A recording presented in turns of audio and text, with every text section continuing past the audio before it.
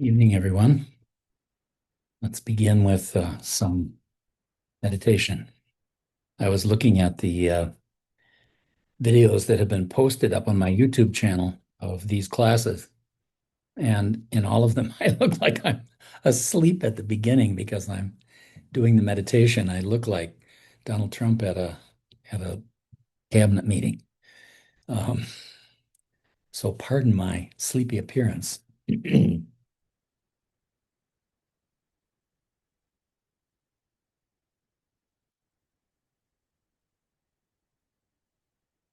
So let's begin by entering the sacred space your body occupies from head to toe.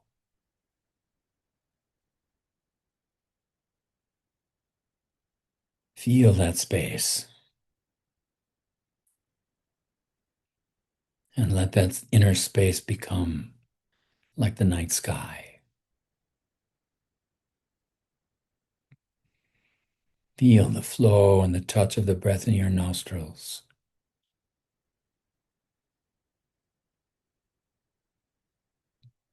And just watch the waves coming and coming and coming. Waves of breath and prana, cleansing you as you exhale, energizing you as you inhale.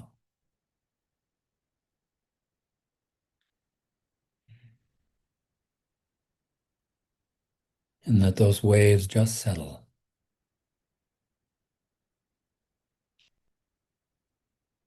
Observe how your breath becomes smoother and longer all by itself if you just watch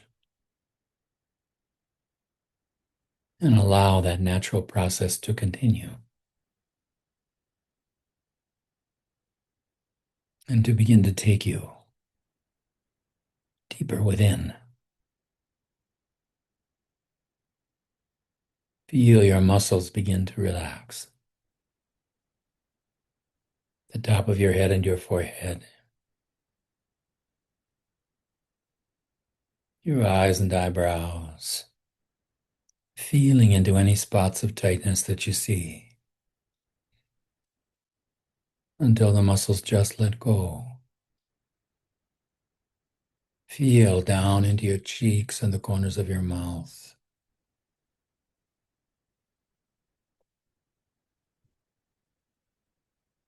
Feel the muscles in your face. Relax. Relax your jaw. And from your throat center, feel out along your shoulders toward your fingertips, through your upper arms, and through your forearms, into your hands, your fingers, and your fingertips.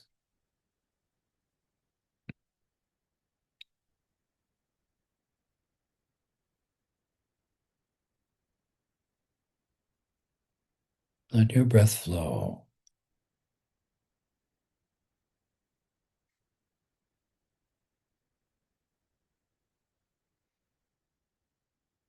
Relax your fingertips and feel back into your fingers. Let your fingers go and feel back into your hands.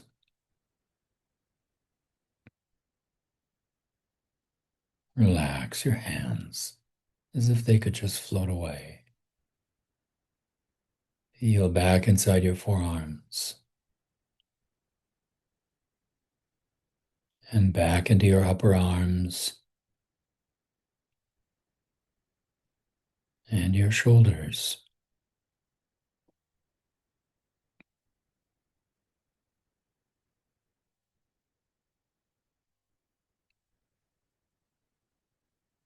From the throat center, feel down into your chest.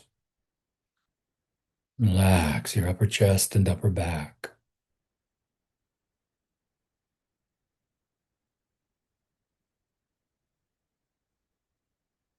Feel the muscles between your ribs Let them relax.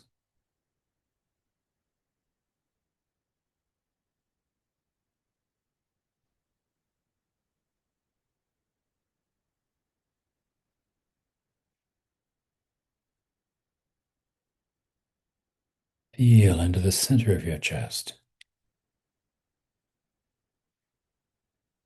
and let your breath flow.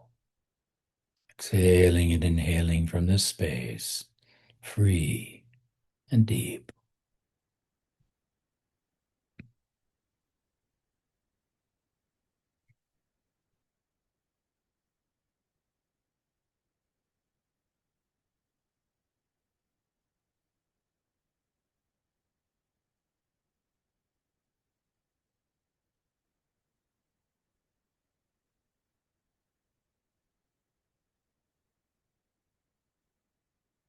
Relax your abdomen, your navel center. Feel with your mind down into your hip joints,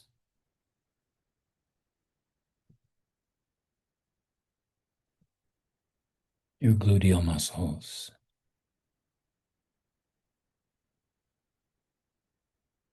and your thighs.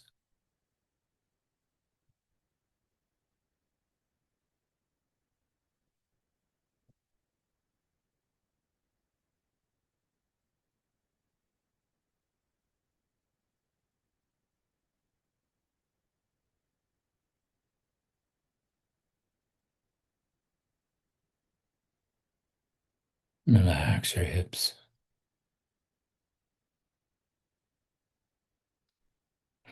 your calves and lower legs,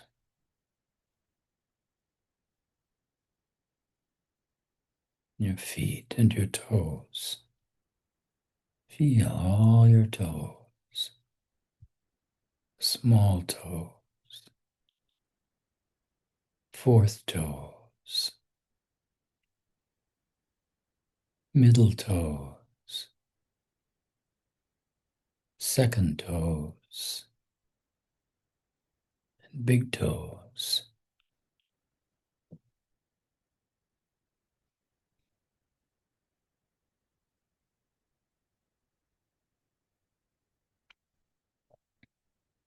Feel the whole body breathe, whole body at peace.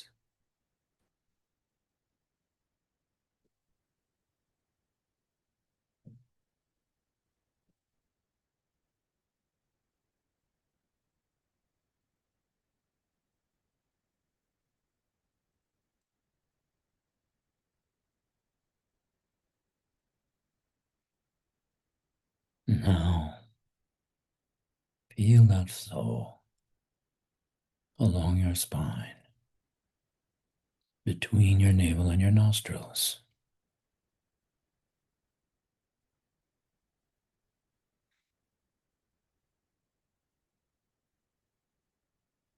Breath and mind flowing in a single stream. And just listen for your mantra or your favorite divine name or psalm. And let that gentle song arise in your mind all by itself.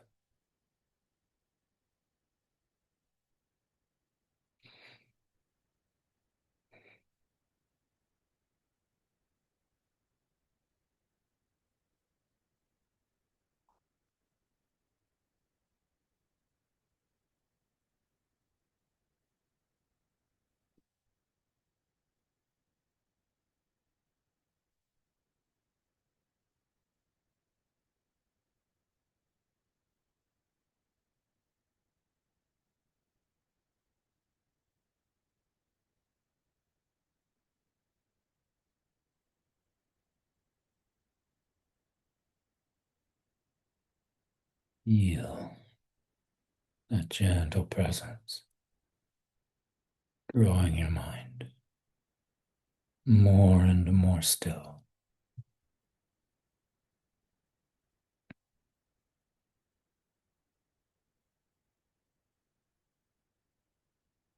Sensations come, thoughts come, emotions come. Let them go. No need to hang on.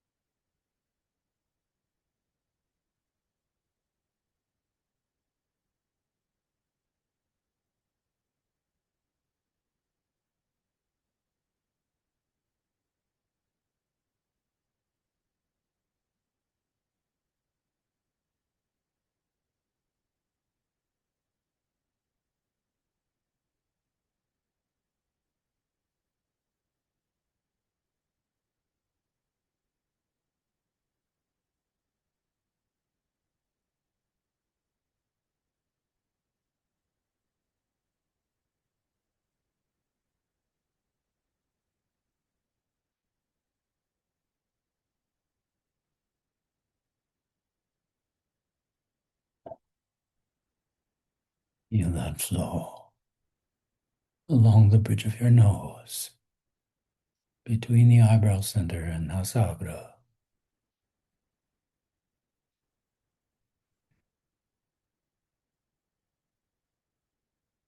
Mantra sound resonating in that space.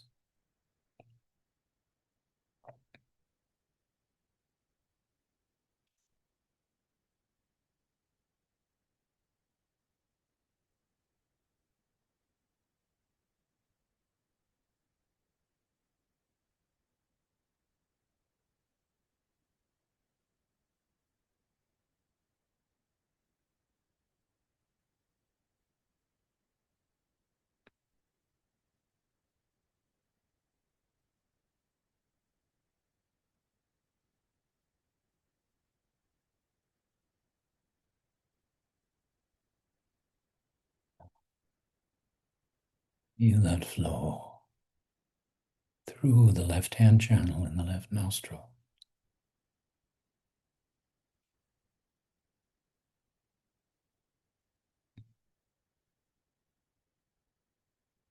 Breath, mind, and mantra flowing in the Ira channel.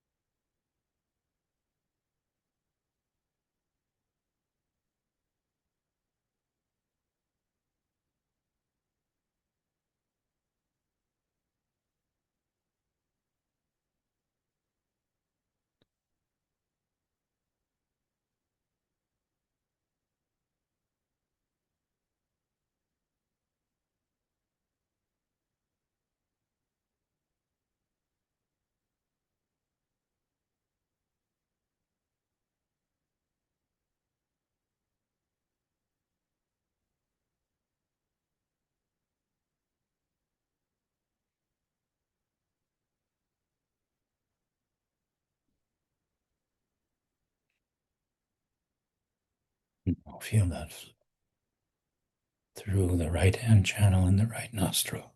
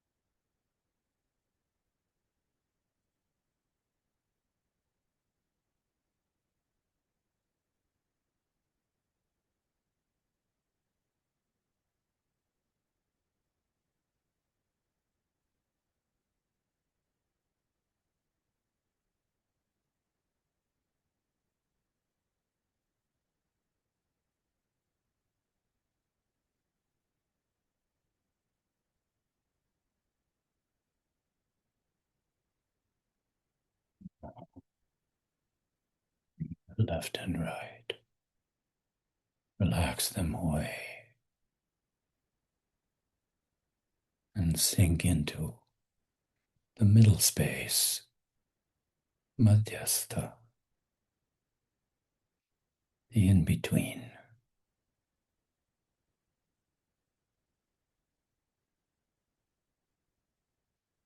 The Sushumna channel. Your breath may become quite subtle. Let it go. Just follow the mantra vibration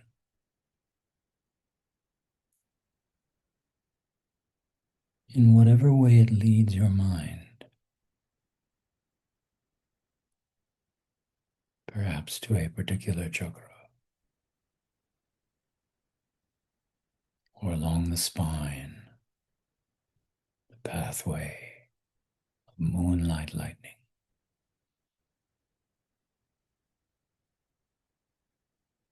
or perhaps into a chamber of silent presence.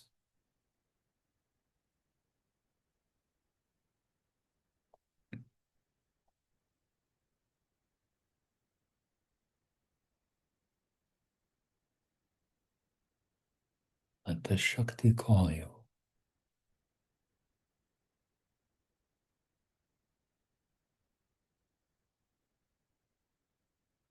And follow that call.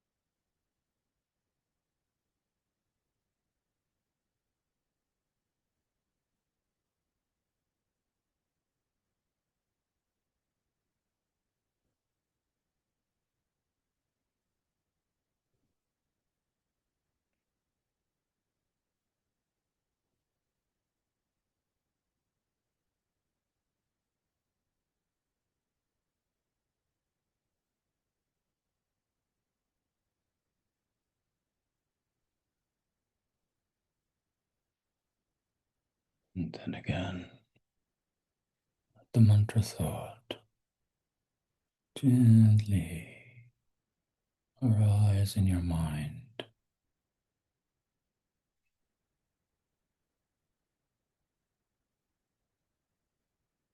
And let it merge in the flow of breath from head to toe, so that your whole mind becomes full of that sound.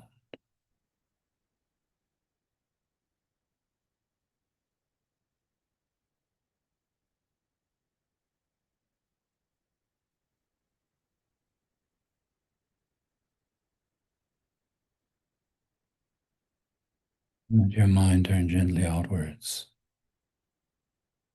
Let your palms come to your face and your eyes gently open.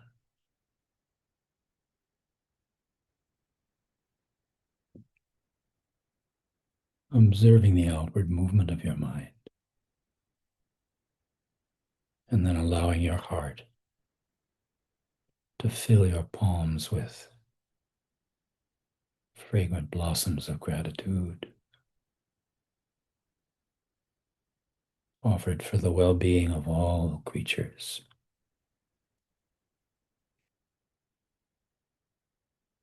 and to Wow. the perennial guru. Wait a minute. What?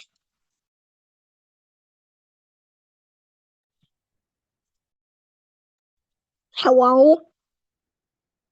Hello?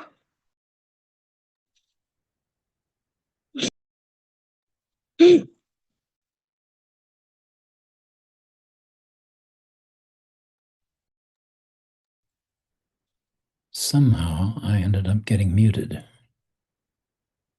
I was trying to mute that other person, Stomaji, and I Ah, accidentally hit you. Sorry. okay. All right. Well, here we are.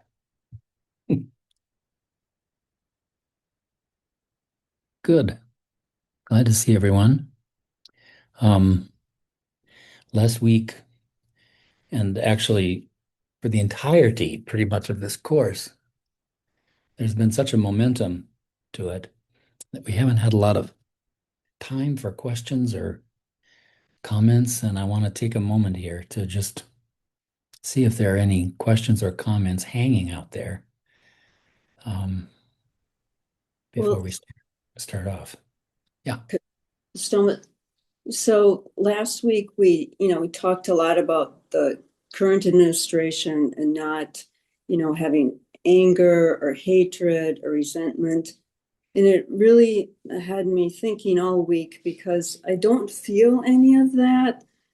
And yet the little equanimity I have, I find that it easily gets evaporated when I hear, the constant rancor and, all the policies because I guess this is my question. And this is what I've been really thinking about is regardless of who these people are, they are, is causing so much suffering.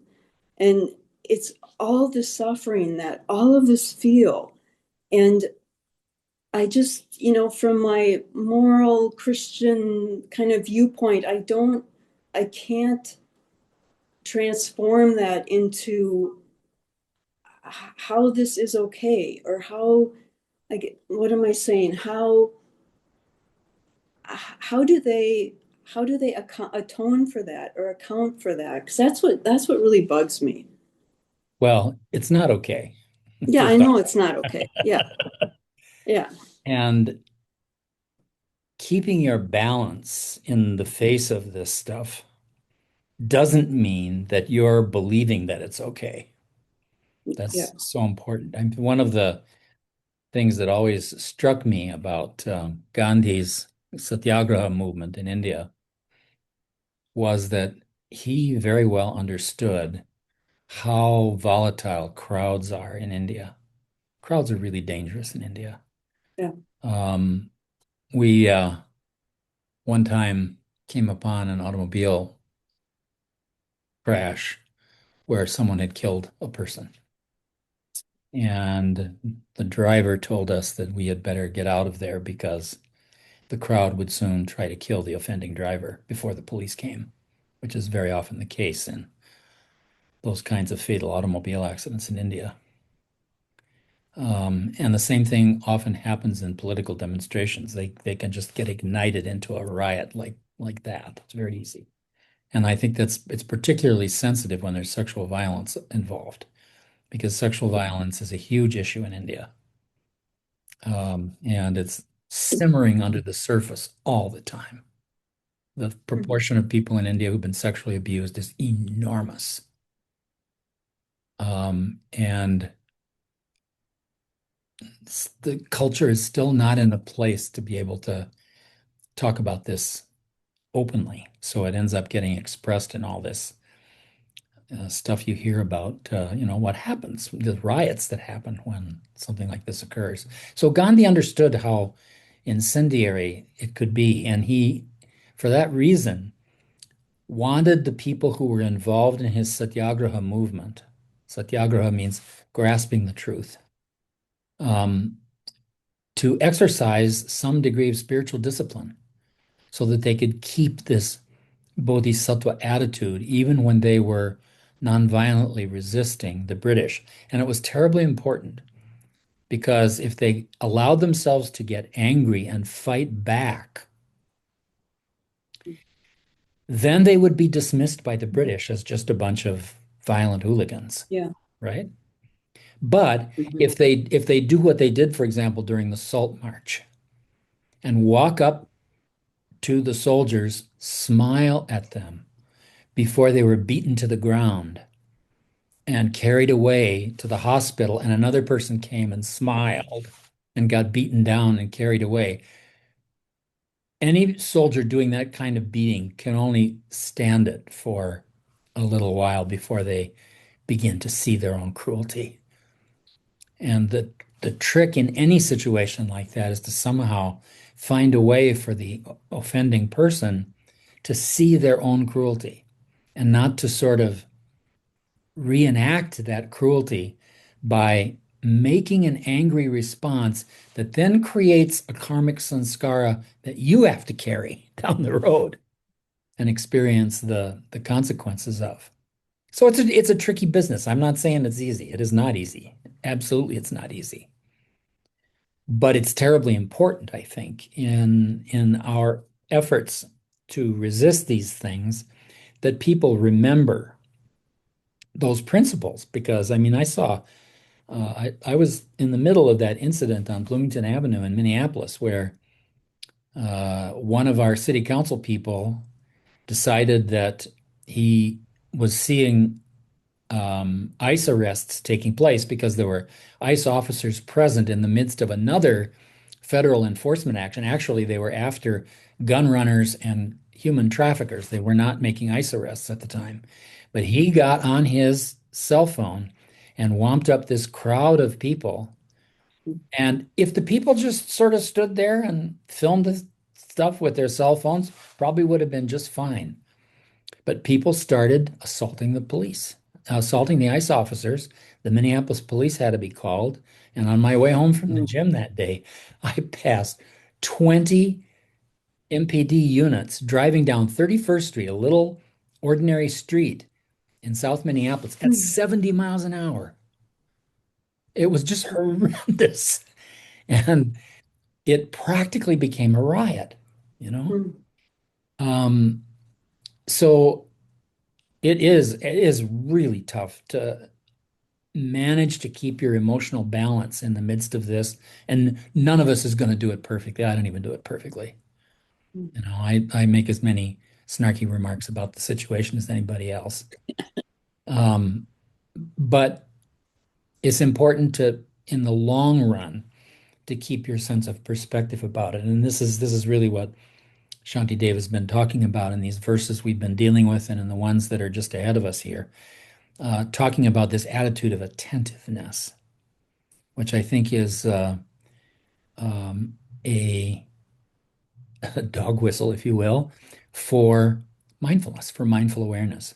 This ability to keep that mindful observation of what's coming up in you, even if it's very angry stuff, so that it doesn't just boil over into your behavior and you continue to exercise the intentional freedom to act differently.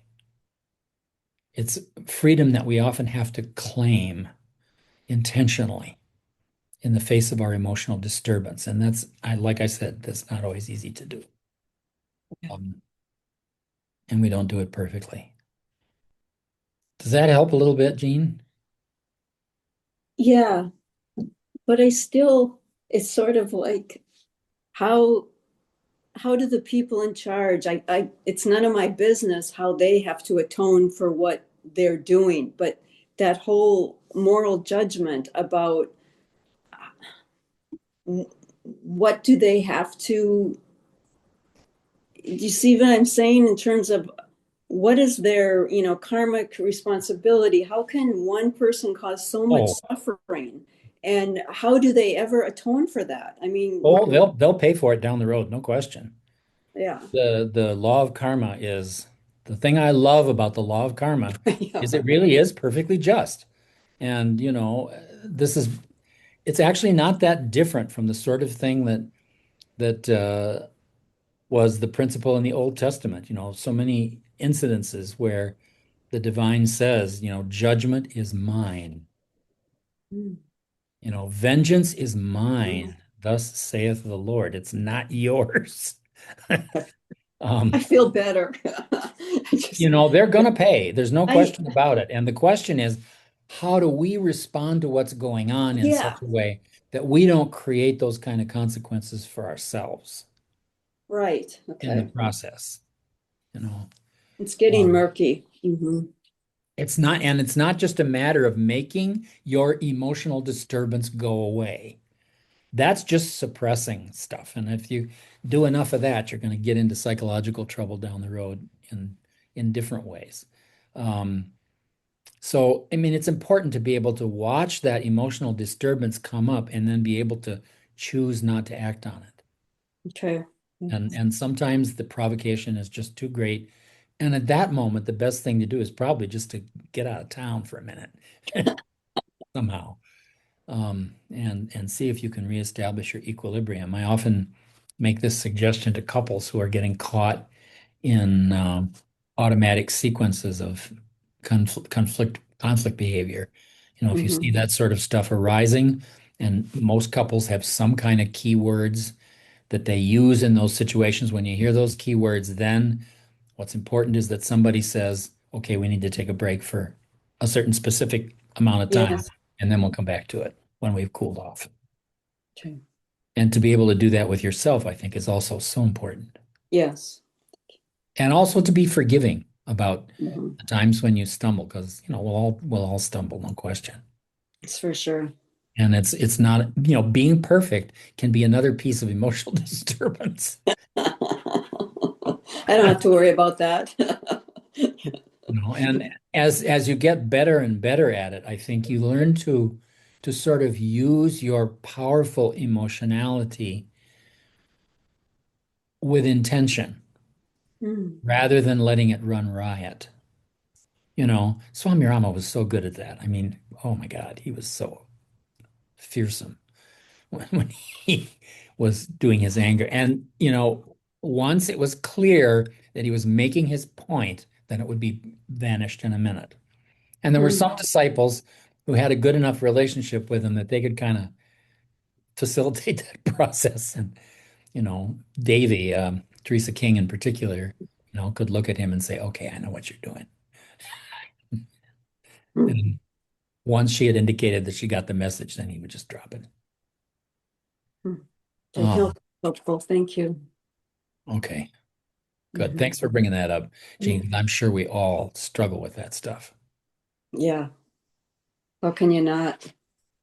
Right. Exactly. Stoma. Yes. I was just going to share, when I worked at the hospital, it was such an intense environment. And we have such a large Tibetan population here. So I worked with a lot of Tibetan Buddhists, and you learn so much when you're in the fire with them. I remember we had one patient who was so angry and he was waiting for me and just screaming at me.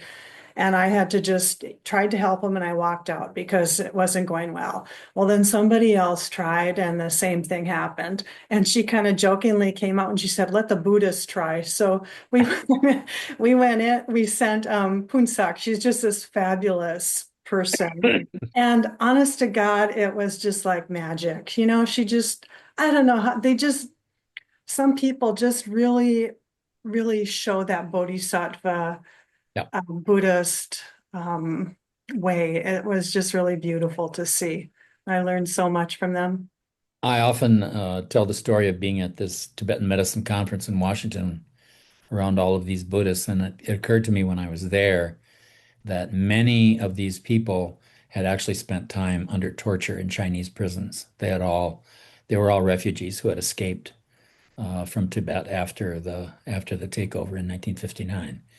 And you would expect, as a psychologist, to see a whole bunch of people with post-traumatic stress disorder. They didn't have that, or at least I didn't see any evidence of it. They were friendly and warm and out outgoing. Um, they had somehow managed to digest that experience in such a way that it didn't seem to have a lasting effect on them. And that was just such a contrast to the other group in the hotel at the time was the American Conference of Catholic Bishops. Talk about a bunch of traumatized people. Oh, they were all constantly kind of looking at who was following them and who was listening to their conversations and stuff. It was kind of a paranoid group. Um, so yeah, that's a great story. Other comments? Questions? Oh, just that Tibetan Buddhism is so alchemical with emotions and transmuting them for greater service. I love it. Anger and fear. And that's what mindfulness will do for you.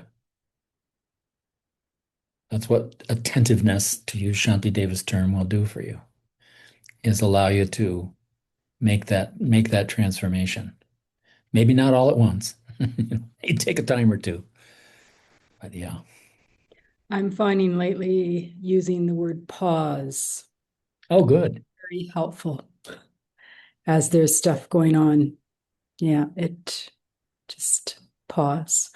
Well, I think everybody has to take a moment to pause Yeah. as you're doom scrolling through the news and listen to a couple of classical music videos. Or actually, I've been following this guy in Milwaukee named Baumgartner who does these fantastic videos of restoring paintings. What a wonderful way to calm all of the stuff that comes up watching the rest of it. Mhm. Pause. That's great. Thanks for that, Nora. You're welcome. All right, shall we continue? We left off just about verse 12 in the third chapter. And Shantideva has been, Chudran has been talking about this concept of Shenpa.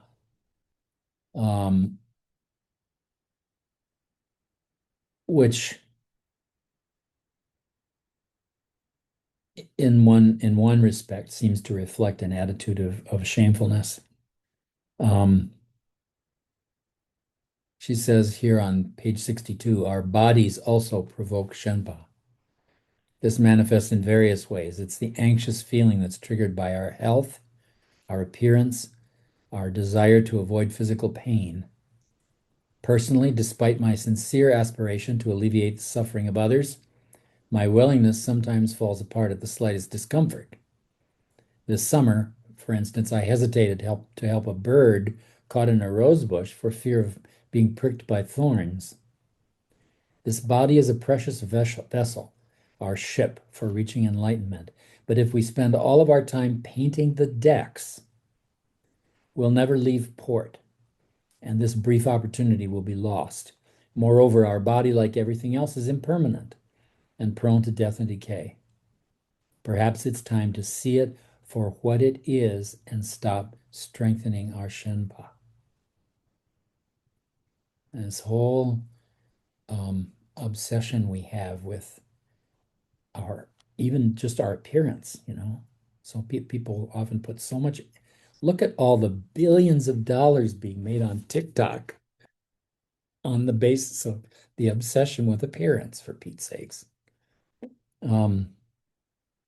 According to Patrul Rinpoche, the easiest thing to relinquish is our possessions, and how hard that can be. Giving up attachment to our bodies, he says, is even more challenging. Yet the most difficult to give up is our merit. Can you imagine willingly letting go of all your good fortune? Would you be able to relinquish your good qualities, pleasing circumstances, comforts, and prestige so that others may be happy? You should think that the Shenpa triggered by our merit would be easier to let go of than attachment to our bodies or possessions. Buddhist practitioners pretend to do it all the time, but relinquishing attachment to merit means letting go of the most profound and at the most profound and difficult level. Even our clutching to security and the illusion of certainty would go. Giving away merit is equivalent to shedding everything. This is what we face in Christian mysticism in the moment of the experience of St. John of the Cross, the dark night of the soul. This is where the paradoxical connection of the fullest experience of being in the form of Brahman and the absolute absence in the form of Shunya come together in the same experience, because you have to go through this experience of everything getting emptied out, absolutely everything, before anything else can fill you up. And in a way, the process of the end of our body, the process of the experience of death, is a practice in making that kind of deep, deep letting go. Not just of the body, but of everything we know about our life in the universe. In verse 312, Shantideva says, Nirvana is attained by giving all. Nirvana, the objective of my striving. Everything, therefore, must be abandoned, and it is best to give it all to others. 13, this body I have given up to serve the pleasure of all living beings. Let them kill and beat and slander it and do to it whatever they desire.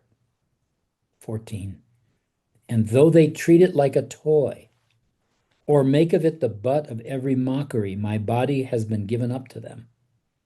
There's no use now to make so much of it. This is the agony that Jesus goes through in the process of crucifixion. This is why he has to go through that. Not only in terms of his own experience, but especially as a way of modeling for us what it means to bear the fruits of the impermanence of our bodily life. He says in the Garden of Gethsemane, take this cup from me. That's his ego talking. That's the human part talking. That's Jesus talking. Christ is another matter. Christ arises in him eventually and says, be it with me according to your will. The same surrender that his mother has in the Annunciation, when the angel comes to her and says, this is God here, and I'm telling you, I'm gonna make you pregnant. Just so you know. And she says, okay. And what's interesting about it is there's no agony on her part about it. This is what is so divine about Mary. And that's why she is such an important presence in that whole story. One of the things I really like about the Indian way of looking at avatars, these descents of divinity into the world, phenomenal world of human existence, is that they never come alone. They never come as an individual person. It's not just Rama who shows up. Rama shows up with Lakshmana and Hanuman and Sita and Dasharatha and everybody. No, there's this whole community, really, that's part of that incarnation. Same thing with Krishna. All sorts of beings who come along with Krishna as part of that process of incarnation.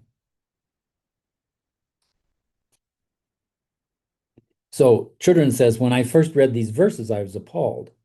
I didn't want to consider going this far, nor did I feel it was wise to do so.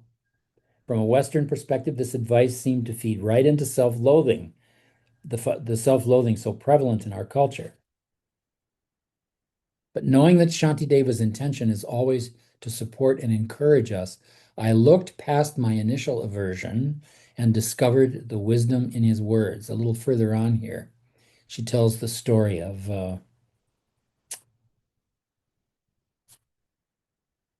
who is it?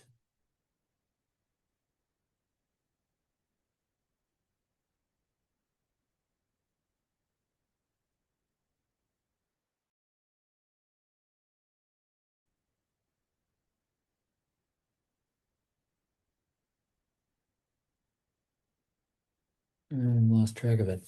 There's one place where she tells the story about someone who was asked by an ogre to cut off his right arm because the ogre was hungry and that was the only thing that would satisfy his hunger. So he cut off the right arm and gave it to the ogre, and then the ogre said, "Oh, sorry, I'm wrong. You have to cut off the left one." It's kind of an extreme example. But she says here, these verses describe what many famous bodhisattvas were willing to go through. People like Nelson Mandela, Mother Teresa, Anyang Suchi, and Gandhi. So all these people who gave everything. At one point, there's a story about Mother Teresa. She was showing one of her very wealthy donors around the hospital that she ran in Calcutta one day. And he looked at these poor, miserable folks who were dying and the care that was being given by the sisters. And he just kind of shook his head and said, "Boy, you couldn't pay me $1 million to do this." And she just looked at him very seriously and said, "Me either." It has to come out of the heart. It has to come out of the heart. It has to come out of your bodhicitta. 315. And so let beings do to me whatever does not bring them injury. Whenever they catch sight of me, let this not fail to bring them benefit. That's an interesting passage. Let beings do to me whatever does not bring them injury. Let our interaction be such that they don't accumulate any painful karmic consequences.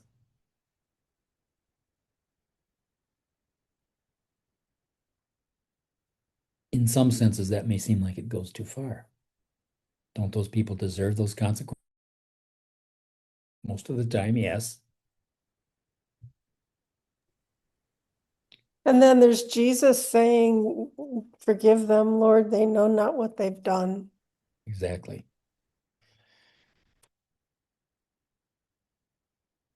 Forgive them, they're ignorant. Forgive them.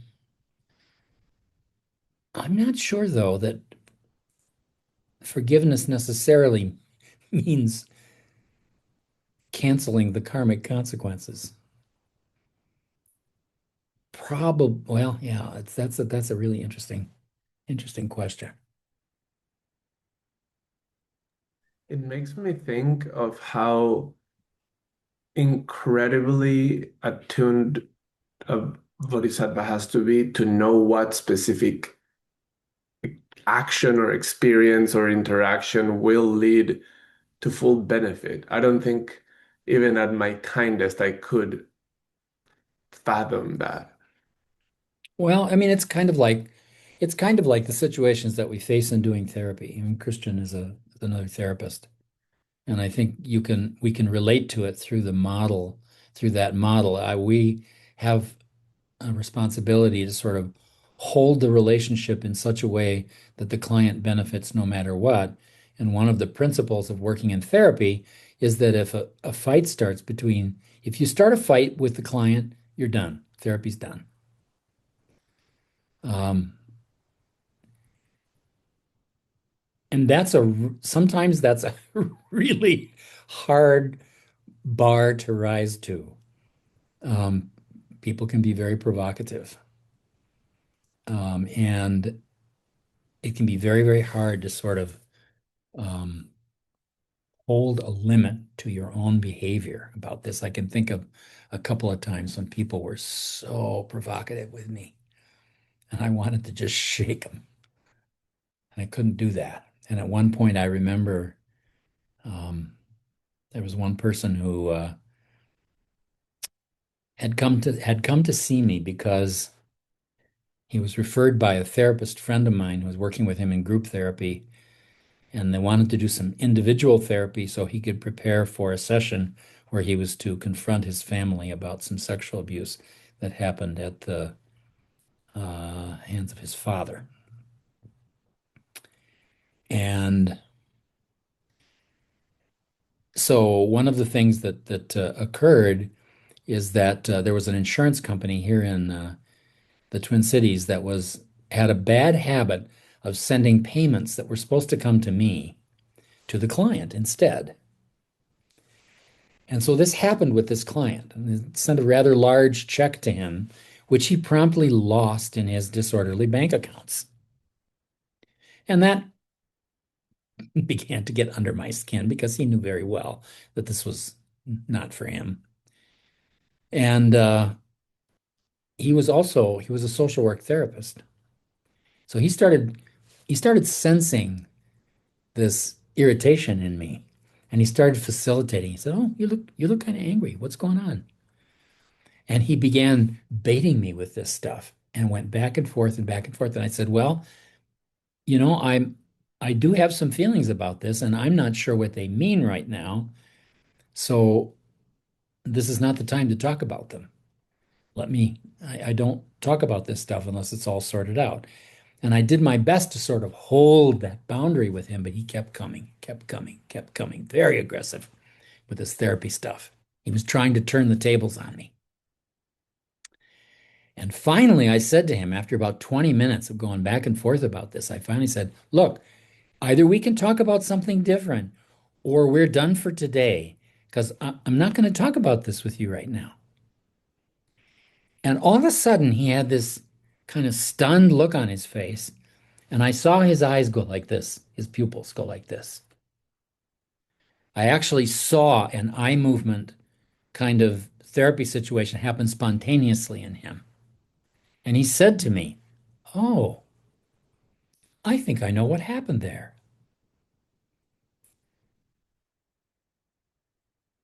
When I came to see you, I think I needed to make sure that you were going to be on my side in this thing with my parents. And I think that's why that was my motivation for doing this, losing this money in my accounts. I'm sure he was absolutely right. It was a very good explanation. So he was able, if I could hold that boundary with him, if I could hold back my emotional reaction to what was going on and maintain a container, an emotional container for him, then it enabled him to look in the mirror and see what was really there, which he did, thank God. Otherwise, that would have been the end of the therapy right there. And you come to those moments of real danger sometimes in a therapeutic relationship where you need to be able to do that. And I mean, I think that's the kind of thing we're talking about. That's a very long roundabout way to respond to the question, Christian. So I hope I answered it. Okay, let's continue.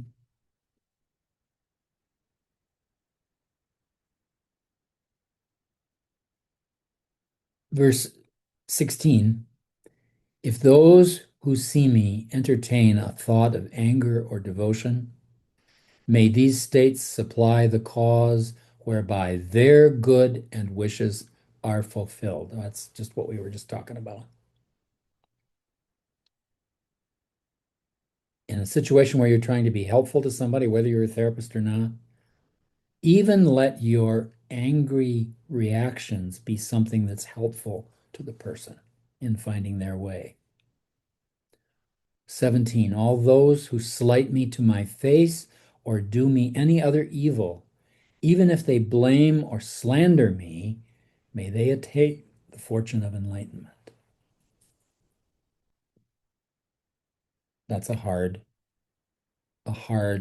value to maintain, especially in these days where cruelty seems to be so commonplace in American life.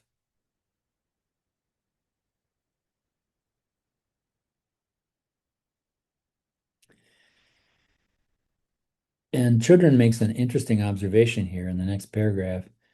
She talks about how Shantideva came to deliver this text to the monks at Nalanda, and the intention of the monks at Nalanda was to humiliate him. They were trying to put him in a position where they could humiliate him because they thought he was a lazy bugger. And he rose to the occasion. He provided them with an inspiration instead, with something that helped them to recognize their own bodhicitta. She says, this is a form of forgiveness on the spot. Beyond forgiveness, he is actually wishing them well, the ultimate wellness of enlightenment. This is like Jesus saying, forgive them for they know not what they do.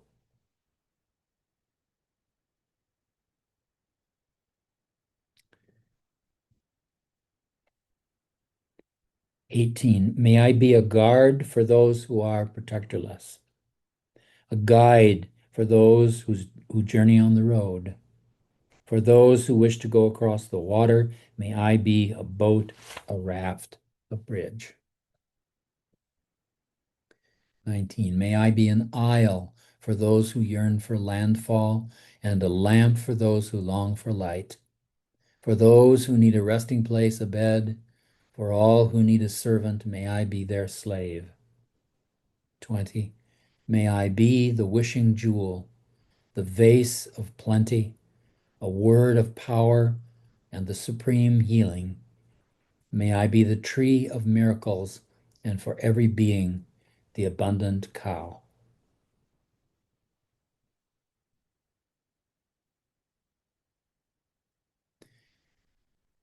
Shantideva says, make me bigger than I am.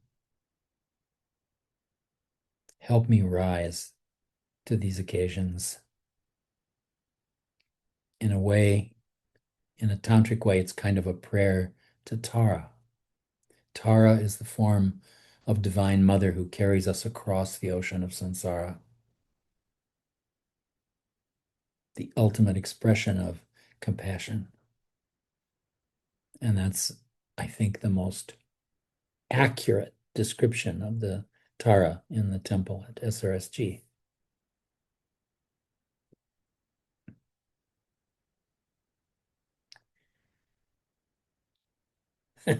Children gives an illustration here. She says, when the Mormons originally settled in Utah, their first crops were being devastated by locusts.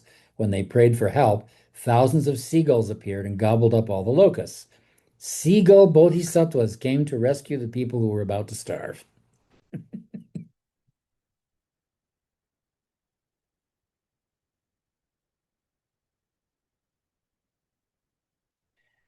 Now we come to the last verses in chapter 3, which are described by the commentators as the actual Bodhisattva vow.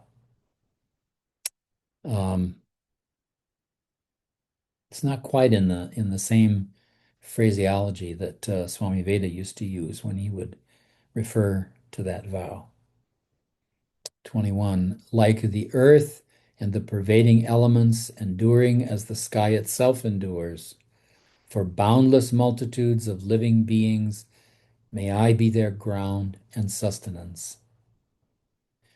23, thus for everything that lives, as far as are the limits of the sky, may I provide their livelihood and nourishment until they pass beyond the bonds of suffering.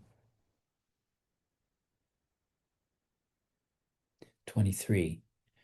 Just as all the Buddhas of the past embraced the awakened attitude of mind, and in the precepts of the Bodhisattvas, step by step, or just so, and for the benefit of beings, I will also have this attitude of mind. And in those precepts, step by step, I will abide and train myself. And this is where she expresses the caution about getting too perfectionistic about our behavior. The words step by step are important here. Even the fully awakened ones train step by step, and we follow their example. Since this vow can be broken by one harsh word or a flash of anger, we would obviously be wise to be patient with ourselves and give up the hope of always getting it right. In other words, don't enter into this endeavor with a judgmental attitude towards yourself. This is where getting rid of the judgmentalism and the perfectionism in our mind is so important.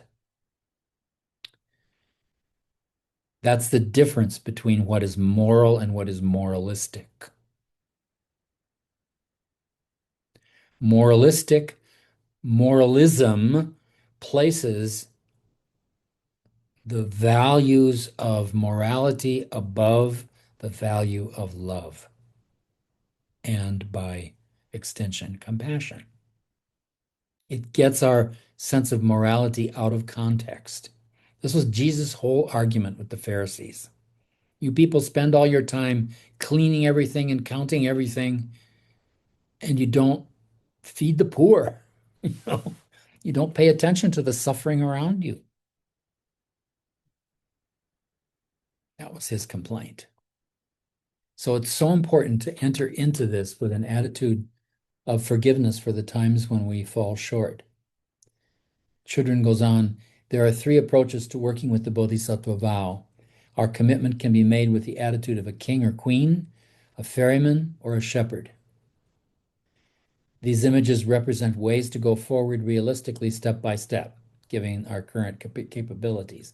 At the level of a king or queen, we work on ourselves first. Although our specific intention is to benefit others, we know this is only possible if we ourselves wake up. Anyone who works for the helping professions knows how easy it is to lose one's patience or feel aversion. It soon becomes obvious that we can't do the work of benefiting others until we put our own kingdom in good working order. And that's so much the job that we have as a therapist. We have to know our reactions and what they mean. In the beginning of his theorizing about psychotherapy, Sigmund Freud initially thought about the feelings that a therapist has towards the client as being an error per se. He thought they were just plain wrong to even have. Later on, he came to realize, and there were several subsequent theorists who extended this idea, is that the therapist's emotional responses towards the client are the instrument that we have for knowing what's happening with the client. And to the extent that those reactions are known and understood, then they become a tool that we can use skillfully with people. And that's such an important thing to understand. Not only in the process of doing therapy, but just in the process of trying to be helpful to others. The next level of aspiration is of the ferryman. Here we find ourselves in the same boat with all sentient beings crossing the water together. We're all in the same boat. The analogy has a sense of just like me. Like me, all beings experience themselves as the central character in life's drama. Like me, they're enslaved by attachments and aversions, hopes and fears. No one wants to experience physical or emotional pain any more than I do. We all want to feel safe and free from fear. With this as the basis of our Bodhisattva training, we reach out beyond our self-centered version of reality and bring others into our lives. When our own depression or resentment arises, it becomes a stepping stone to understanding the darkness felt by others. If we have insomnia, a toothache, a burn, or cancer, instead of making us retreat into our own little world, it becomes the basis for empathy and loving kindness.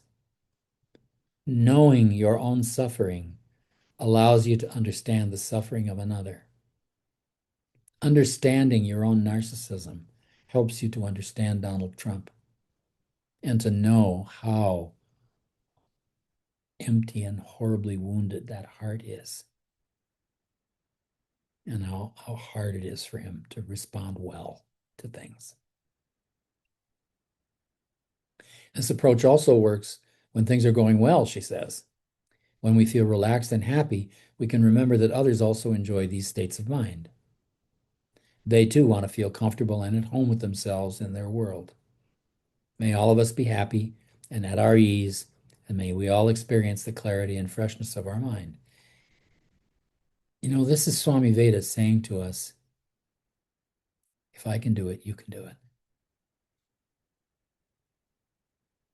That's the thing here. If I, as an incomplete and wounded human being, can heal myself and raise myself up, so can you. It's a way of lovingly saying to someone, like a parent to a child, don't give me this I can't crap. You can, and you need to find out how you can. The next image, the shepherd, represents what we generally think of as real compassion. Just as shepherds put the welfare of their sheep before their own, we aspire to put others before ourselves.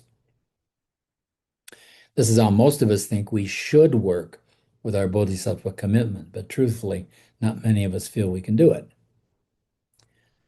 Of course, we've all been in situations where we spontaneously put others first. Parents do it all the time. They'll even run into traffic to pull their toddler to safety. But to hold this as our only model would definitely be misleading. Instead, we can proceed at any of these three levels: a king or queen, a ferryman, or shepherd. And we move into verse 25. And spotless state of mind might be embraced and constantly increase. The prudent who have cultivated it should praise it highly in such words as these, 26. Today my life has given fruit. This human state has now been well assumed. Today I take my birth in Buddha's line and have become the Buddha's child and heir. It's real easy to sort of gloss over this. But what he's talking about here is the difference between being a student and being a disciple. The difference between learning what's in the book and then being touched by an experience of compassion that is so devastatingly loving that you cannot turn away from it.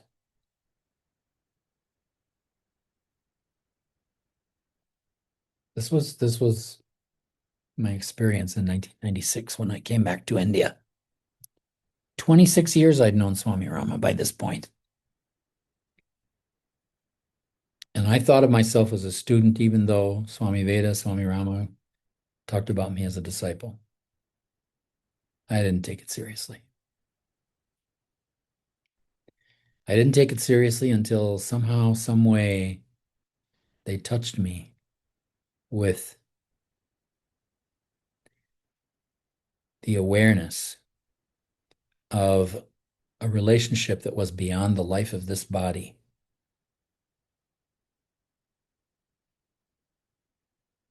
Before that moment, it had never occurred to me when I heard Swami Rama or Swami Veda tell the story of meeting Swami Rama and how it was that this yogi left the caves of the Himalayas to find him. Never occurred to me that the same was true for me. And in 1996, it finally sunk in. 26 years it took to sink in. That's how slow this one was. But once that touched my heart, no turning back, no matter what. Not possible. You just cannot turn away from the light of that compassion. That's what it means to become the Buddha's child and heir. Even though you may fail and fall short and have to, continue working with yourself, you can't really turn away and go back down the path the way you came. Just cannot do it. It takes away your ultimate ability to resist. This was the thing that Jesus' disciples felt in him. That intangible light. And one of the things I love about this series entitled The Chosen, it really shows that side of the relationship between Jesus and his disciples. I mean, these poor fishermen from the Galilean area, following this teacher around everywhere he goes, leaving their wives and children at home. What was drawing them? There was some kind of love there that made it impossible for them to turn away. And the only one who really turned away was Judas. And there's pretty good evidence now from that Gnostic Gospel of Judas that came up a few years ago that very likely there was actually an agreement between Jesus and Judas, that Judas would betray him in order to fulfill what's written in the scriptures. Judas intentionally surrendered all his merit and became a pariah in the eyes of the world for millennia in order for Jesus to be able to fulfill his mission. So you can look at Judas as a bodhisattva. That may seem like a radical thing to say, but actually Paramahansa Yogananda made that argument at one point. He's talking to Swami Kriyananda one day, and Kriyananda said, when a great spiritual figure falls from the path, do they fall further than an ordinary person? Yogananda's message was no. Every good thing you do in your spiritual practice counts. And he said, even Judas, I met him in this life, he said. He came to me looking for a guru, and I sent him to someone in the Himalayas, and he's been liberated now. But he still has a little problem with money. But that's is an interesting contemplation to think of Judas as a bodhisattva. Even Judas felt that connection that Jesus offered them, that inexpressible, ineffable, loving compassion. that light that is so beautiful you can't turn away from it. He sure got a rewrite in The Last Temptation of Christ. Yeah, well, I actually never saw the movie or read the book. It was a book, right? I think it was. Yeah, yeah. Yeah, the movie is great. I was going along with it at first, like, yeah, yeah. Oh no, that's a trick. Yeah. And Judas saved Jesus from that temptation. So taking the Bodhisattva vow entails at some point becoming the Buddha's child, becoming the child of the lineage. And here it's not just the lineage of Buddha, it's the lineage of all the great teachers in all traditions. That's all one flow of wisdom. 27. In every way, then, I will undertake activities befitting such a rank, and I will do no act to mar or compromise this high and faultless lineage.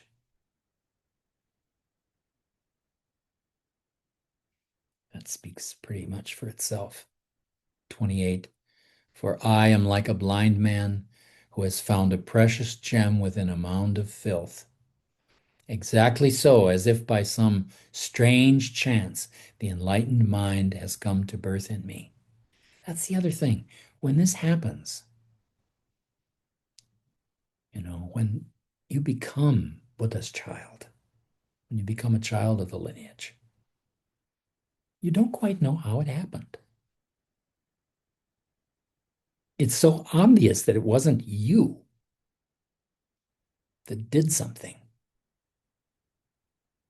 It's like you automatically drop your sense of doership in it.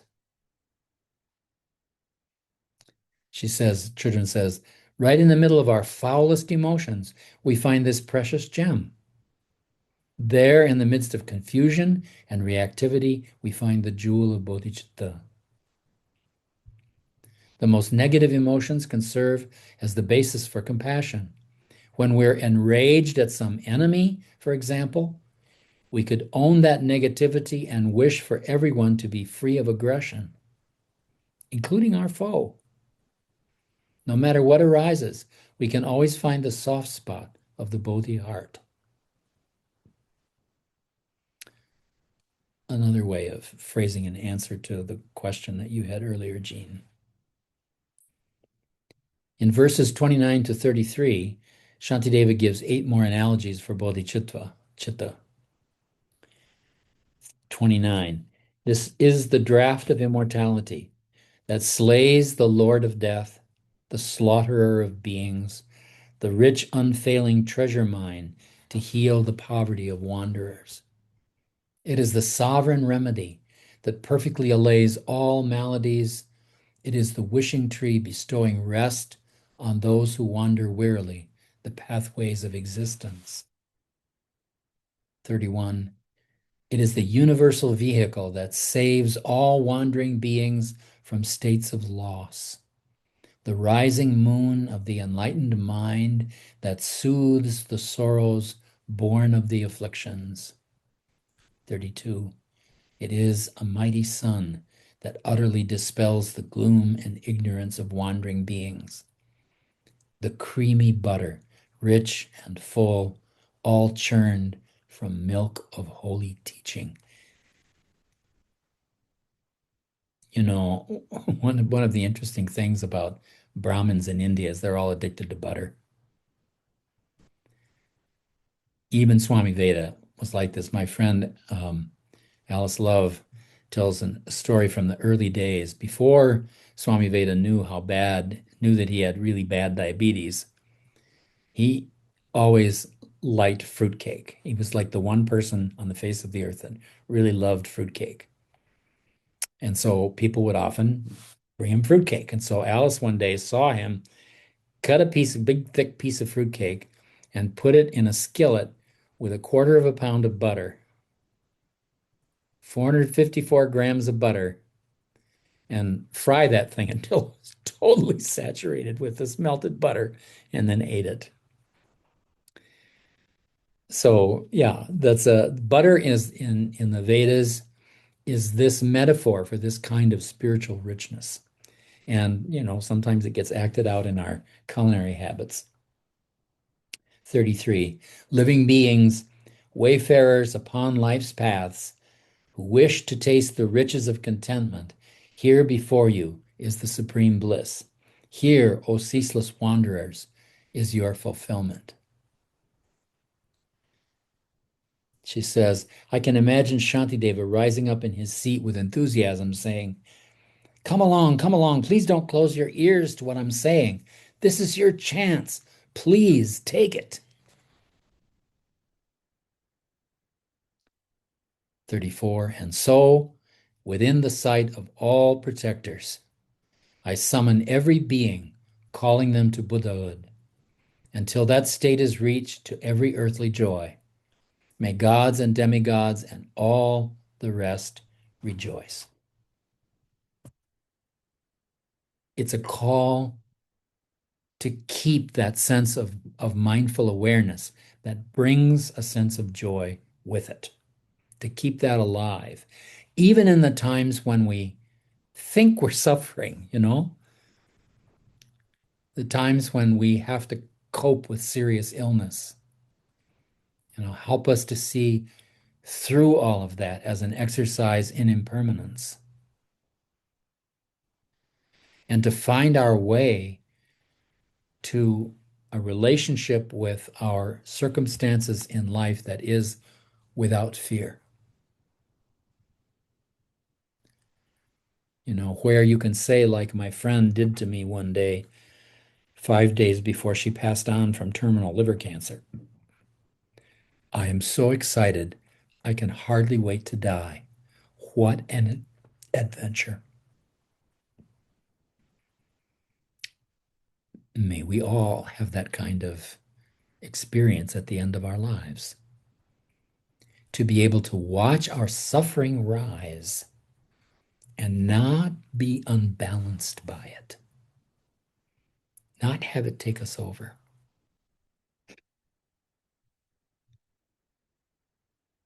That's what it means, really, to be on the cross for a Christian person.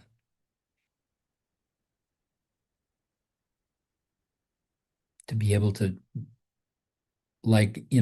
Swami Rama used to say of Jesus, his guru, Jesus suffered on the cross, he said. Christ did not suffer. And that's how he expressed the incredible paradox of Jesus being fully human and fully divine at the same moment.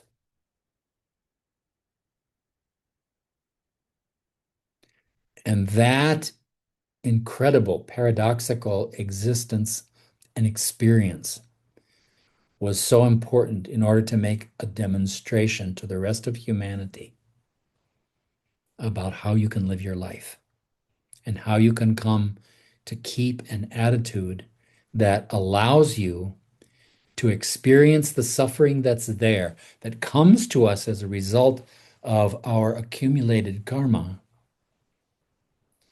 and then to not perpetuate it, to not let it overpower our awareness and maintain our ability to let go, let go, let go, let go, let go. We have a bad habit in much of the West of thinking of vulnerability as weakness. Not at all. Vulnerability most often is courage.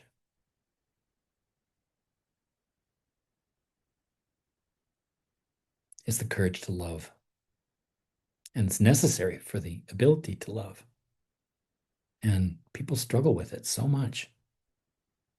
I think men suffer more from it than women do, because somehow men get this idea in the West anyway that we're not supposed to be vulnerable in any way, shape, or form, which is ridiculous.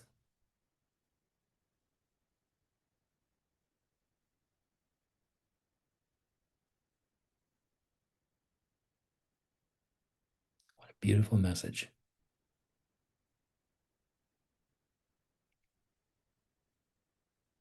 It's translatable into any spiritual tradition.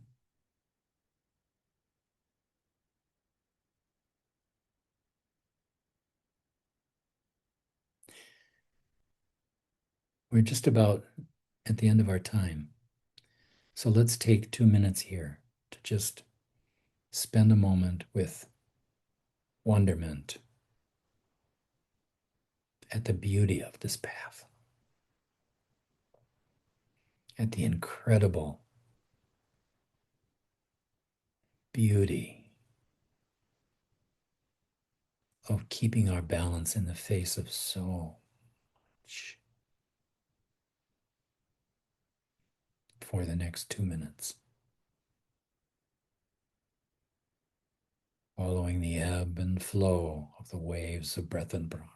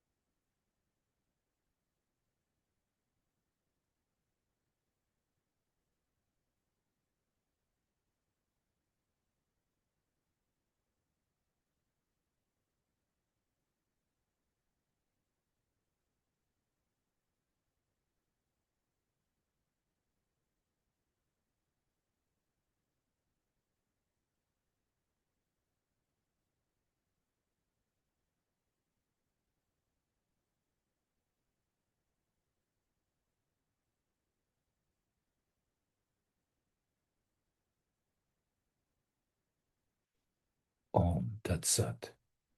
Brahmarpanamastu. Om Shanti, Shanti, Shanti.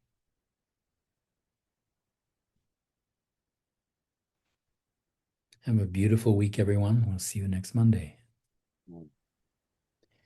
Sophia, I sent you a link. I sent you a link. So take care, everyone. Thank you so much.